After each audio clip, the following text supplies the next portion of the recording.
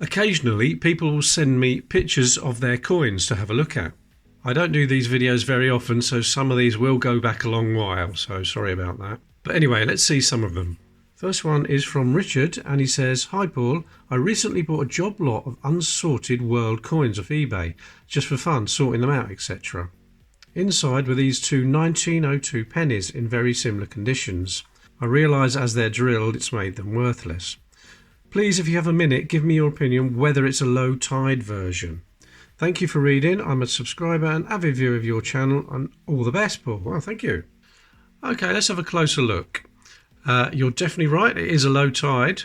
The normal tide level would be up here where Britannia's legs cross, and this one is quite a bit lower.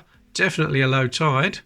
Let's have a look at the other one. I don't think I can see anything on the other one, but probably you just mean this one. But you're also right about the fact that as it's been drilled, it is practically worthless. You might get £1 for it if you put it on eBay, something like that. It is in nice condition, otherwise, for a 1902. But yeah, the drilling, I'm afraid, completely ruins it. But yeah, definitely a 1902 at a low tide. Next one is from Finley, and he says, "Hi Paul, I'm a big fan of your channel and found one of your videos where you talk about a variety of the 1902 penny. Can you see if this is one of them?" Okay, so we've got another 1902, and by looking at that, it's not all that clear, but I would say yes, it looks like a low tide to me.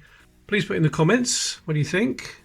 But I think that is a low tide. There's another one here, but that I can't really see what that is. It could be high tide there, but that's definitely not a low tide, and I would say yes, it's definitely a low tide variety. The next one is from Casper, and he says, "I know this must be a fake as it's the king and not the queen on this coin. Further, 1959 does not have any minted, right? But that said, even though it's in poor condition, don't you think it's well done? Is it worth anything?" Now, sadly, I think this is just a corroded coin. I don't think it's a fake. He did send me a picture of the obverse. There it is, King George VI. And I think this is a 1939, not a 1959, because no pennies were minted dated 1959. Let's have a closer look. Here we go. Now, I don't think that's a 5, but I can see what you mean. But I think it's just a 3, and this bit here is corroded away. Because if we look at the rest of the coin, lots of damage due to corrosion. And I'm pretty sure that's all that is. So I don't think it's a fake. It's just a corroded 1939 penny. Next one is from Ian Hodge, and he says, "I recently bought an 1827 penny off eBay. It wasn't in great condition, but I was pleased to add a pretty rare coin to my date run. Only when it arrived, it wasn't a penny, but a halfpenny. It was a halfpenny, oh dear." Of course, when something is advertised as being a penny, you assume it will be. But regardless of that, just how can you tell the two denominations apart? Different sizes, of course, but you can't tell the size of a coin from just a picture, and that's true. Design of the two coins look the same, and the inscription on an 1826 penny is the same as what's on the 1826 halfpenny, obverse and reverse. What tips might you have to tell one from the other? Well, you're right. If you just see a picture of a George IV 1827 coin, how would you know whether that was a penny or a halfpenny? Is that a penny or is that a halfpenny? Or is it a farthing? Even looking at the reverse doesn't help because there's no denominations on these coins. Why that was, I just don't know. Okay, here we've got a halfpenny and a penny. I put the sizes in there, but if you've just got the picture and no sizes, what do you look for? Well, I'll show you what I look for. If you go to the wreath of the king, look at the bottom leaf that's sticking out, and that is pointing at the eye in the 4 of George IV. That points at the eye. But if we come over to the halfpenny, the halfpenny, the bottom leaf is pointing well below that eye, and that's the first thing I look for because it's the easiest thing to see, and even on worn coins you can still see that.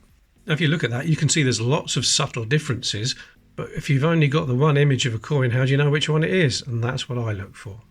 There's a reverse. I find it harder on the reverse. Lots of subtle differences again if you want to make a screenshot of that, but unless you've got something to compare it with, how do you know which one you've got?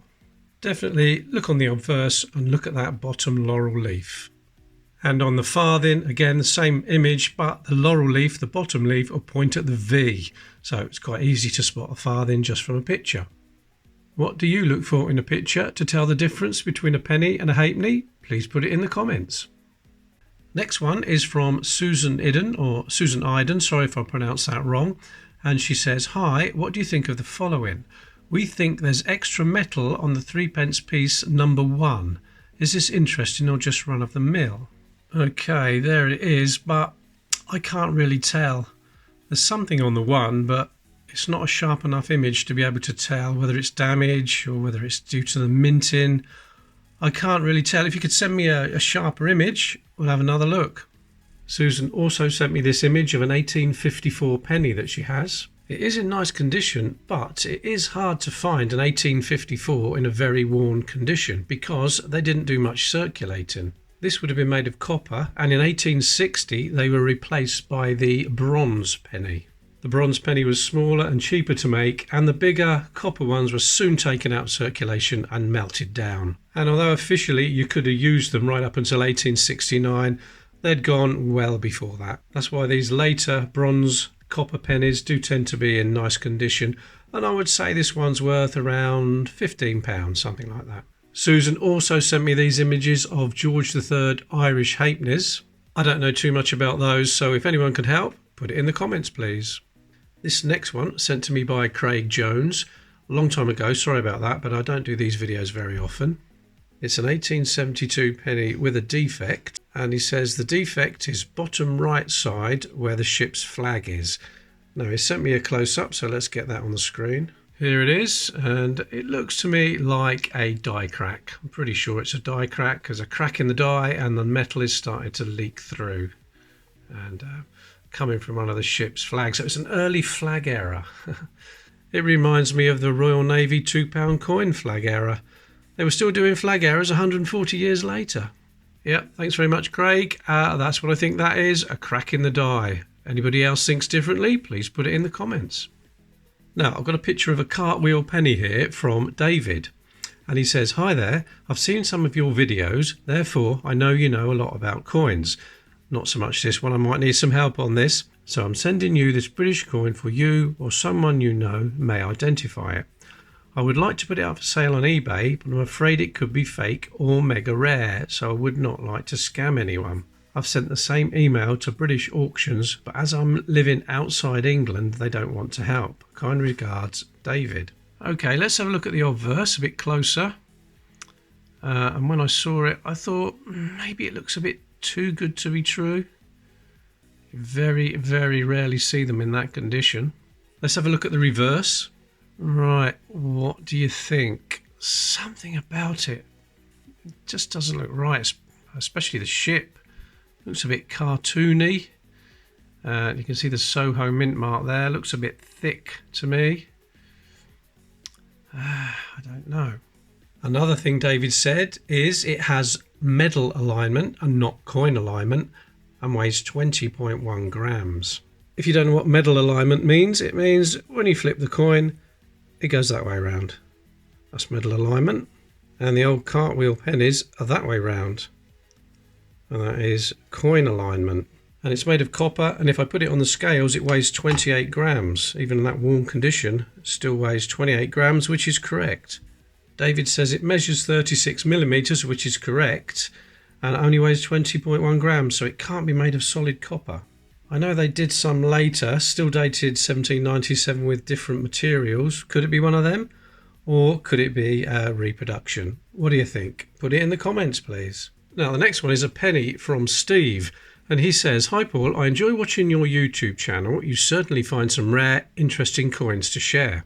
I was reminded of this 1936 penny in my collection, which I found as a school kid 50 plus years ago.